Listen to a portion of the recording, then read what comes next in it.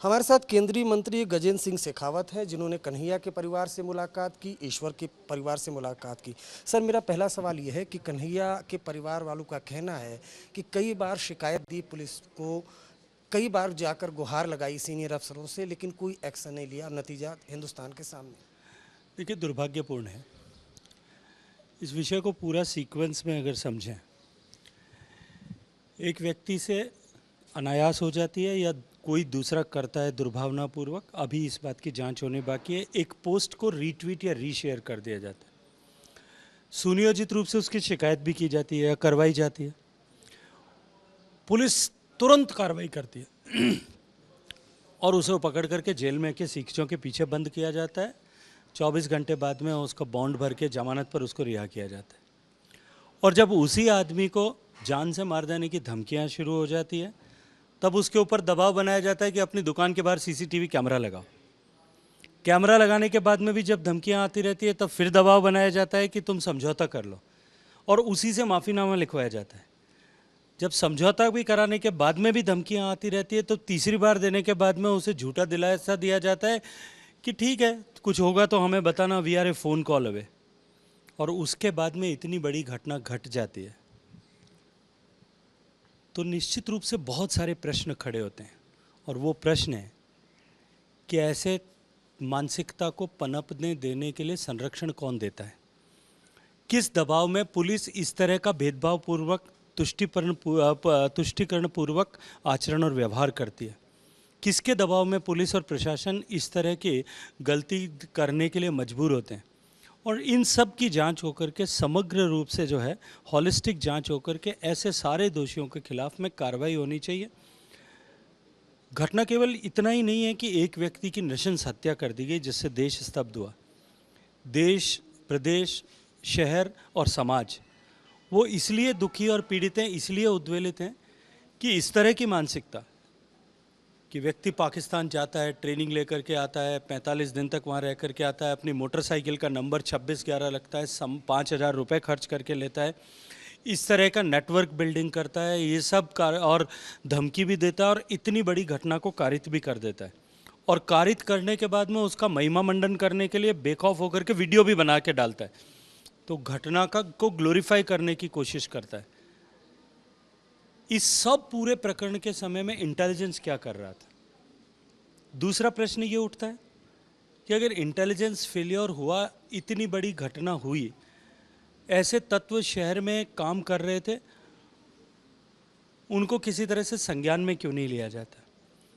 और इतनी बड़ी घटना होने के बावजूद भी इस तरह की सारी घटनाएं जो शहर में कहीं और हो सकती है, और इनको उकसाने वाले लोग हैं।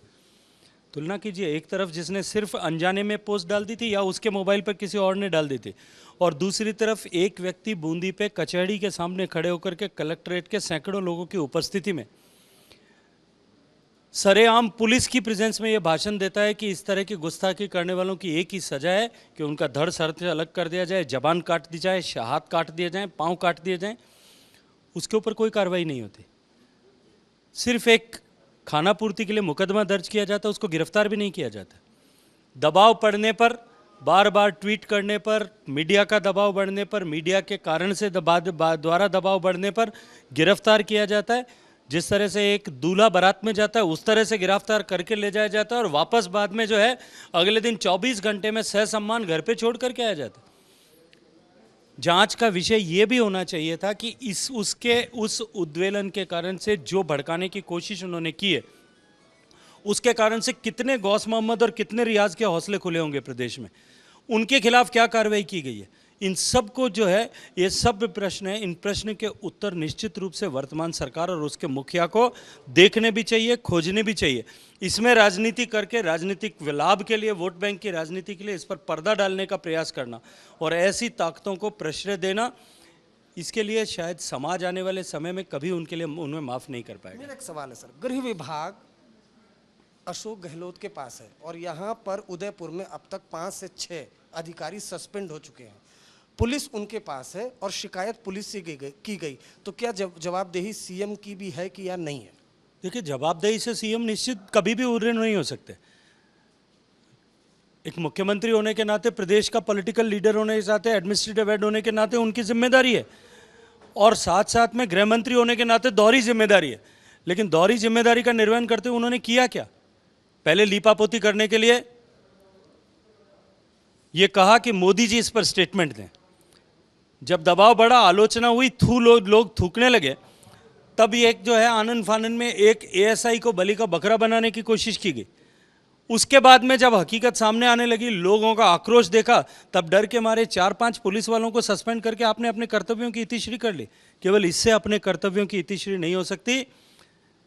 कन्हैयालाल के खून के से हाथ तो बेशक गौस मोहम्मद या रियाज मोहम्मद के रंगे गए होंगे, कुछ छींटे जो उछले हैं वो इस मानसिकता को पोषित करने वाले लोगों पर भी गिरे होंगे, लेकिन कुछ छींटे जो है राजस्थान की सरकार और उसकी मुखिया के उजले कपड़ों पर भी गिरे होंगे, जो ऐसे आसानी से नहीं धुलेंगे।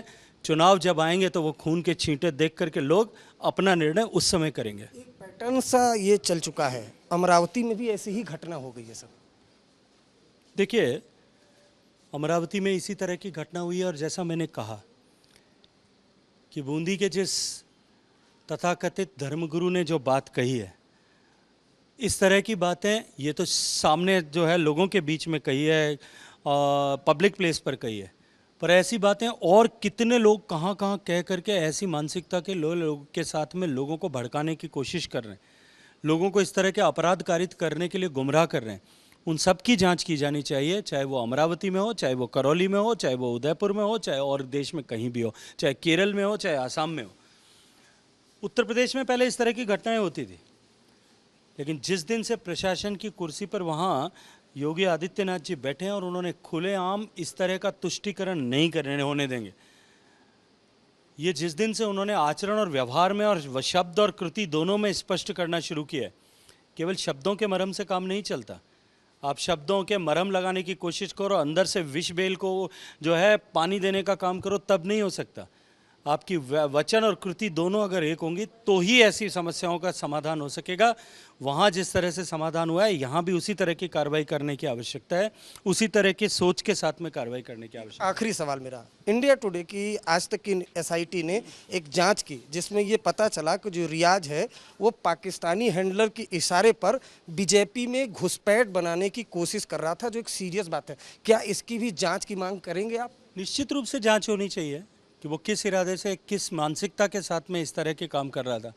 क्या कहीं उसका इरादा बीजेपी के किसी नेता के भी साथ में इस तरह की घटना करने का था? और निश्चित ही इस एंगल्स की पूछताछ जो है एनआईए को करनी ही चाहिए।